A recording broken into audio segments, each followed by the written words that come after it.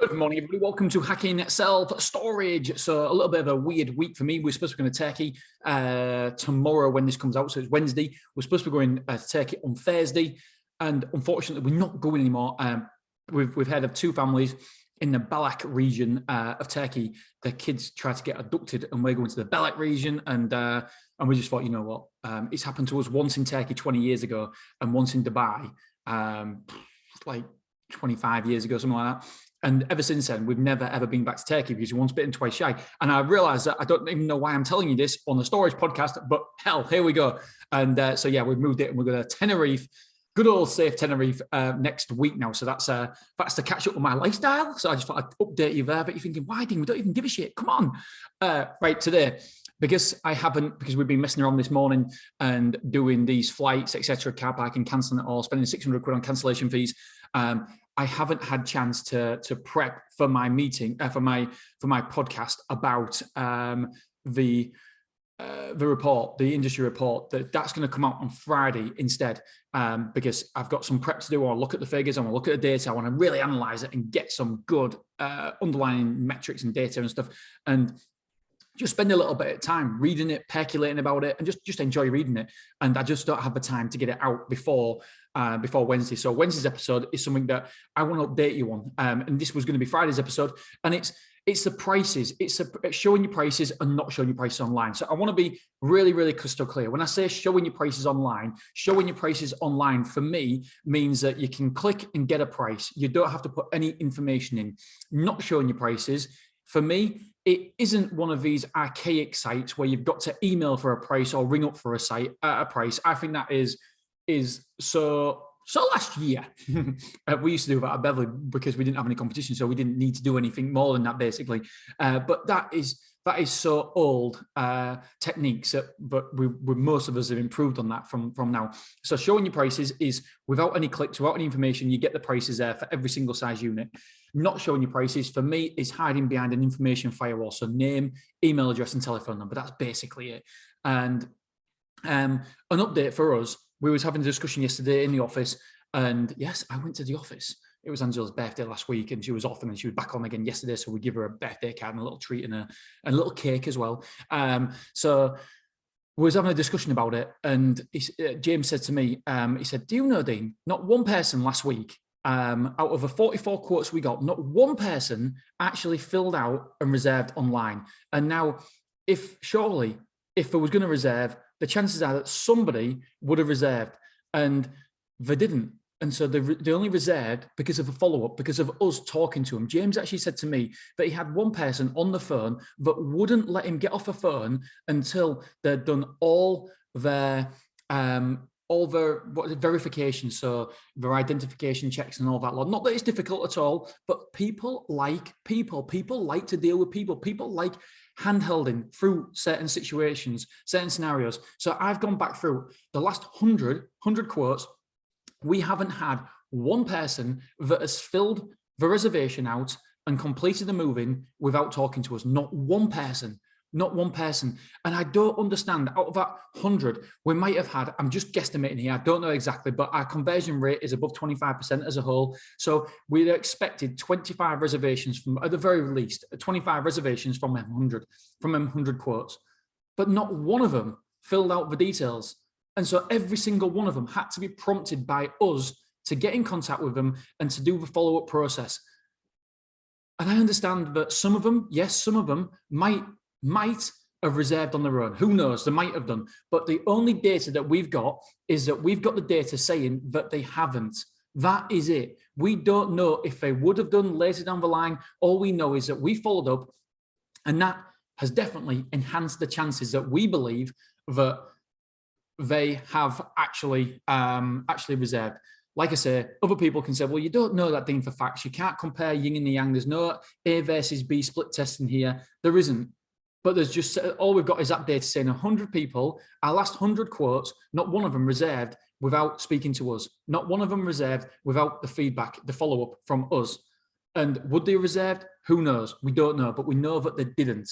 They had the opportunity to, but they didn't do it at the time. When they get the price, you would expect them, certainly expect some people to sign up right there and then. And yes, I understand everybody's, I understand, but I don't agree with people's point of view when they say you've got to be as frictionless as possible for the customer. Yes, you do. In a mature industry, this industry isn't mature yet. People don't understand the product. People don't understand what we're selling. People don't understand the size of units. And to top all that as well, they feel a bit intimidated. But from what we have got the real data from and speaking to customers, they feel a bit intimidated filling out the whole process online without any help from us.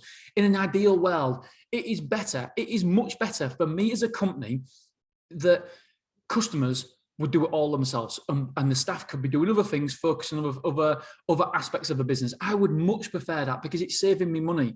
But what I don't want to do, I feel like I'm coming across this very, very neutrally because, well, I'm not neutral because I would prefer that it worked. I would prefer that the customers don't need to hear from us. But from what we're seeing, from our data that's backing up, then it's suggesting that you do still need, and I'll continue to monitor this, by the way, you do still need human interaction. You need your follow-up process, and your follow-up process, to do a follow-up process, you need information from them customers. And not one person has had a problem with us following up, because you do it very respectfully. We try to help. That's what we're here for. We're to help and educate. We're not here to pester or anything like that. So I'm sure there's different ways of doing it, but we're not here to pester. We're trying to help and educate and make the customer feel more at ease with self-storage, because got to remember that customers are going through a life-changing event, whether it's death, whether it's moving home, whether it's a breakup, whatever it may be. It's a life-changing event, and they could feel vulnerable in that position. They could feel as intimidated because it's a new, that most people haven't been in self-storage before, and so it's all new to them. So why wouldn't they want, why? And you've got to say about you're saying that frictionless is that people want frictionless, and we've got to think of a customer. I disagree, because we've got to be there to help the customer, because we've got to help educate the customer. We've got to be there from answering the questions, making sure they feel more comfortable. What's better for a customer?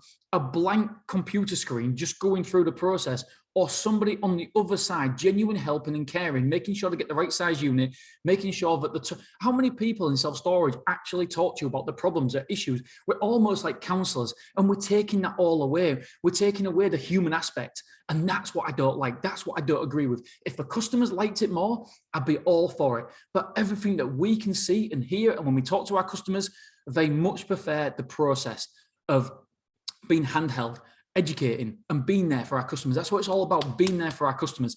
And the one downside is that there is a small friction, there is a small price to pay to ask for their details. And that's all it is. Everything else from that is upside. Your conversions are better, and your customer care, your relationship with your customer, it's not a relationship with a keyboard, it's a relationship with a person. And I just don't understand why. I personally don't understand why we're so intent on going down this route when we don't know if it's best for the customer. We're just guesstimating it's best for the customer. We have tried both ways this year on a completely new site, and without question, we know the result. And by the way, yes, it could be down to the seasonality. We don't believe it is, but it could also be down to the process. And besides, it's not always what's best for us as a company. It's what's best for your customers. Put yourself in their shoes. What would you prefer? And remember, you're coming at this with fresh eyes, and you don't understand self-storage. You don't understand what size unit. You don't understand the process. You don't understand the automation. How would you like to be treated? And that's what we're trying to get across. Anyway, I get really passionate about this because I just think, like Jeff Bezos says, start with your customers and work backwards. In my mind, everybody's each to their own, by the way. In my mind, in our area, it's highly competitive. And so we've got to make sure we're on the top of our game. And yes, we've got the best location, but we're also by far the most expensive now. And what would our customers prefer? What would they want? I know it's best for our customers to come to us rather than Armadillo. I'm absolutely convinced of it. It's an older building, there's more security, etc.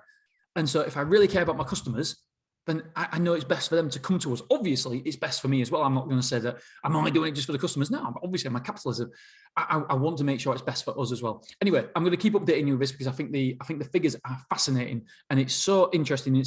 it may well change slowly and surely over time. But when it does, then we'll adapt, we'll iterate, and we'll improve. But until it starts changing over time, then I for one believe it's a correct thing to do.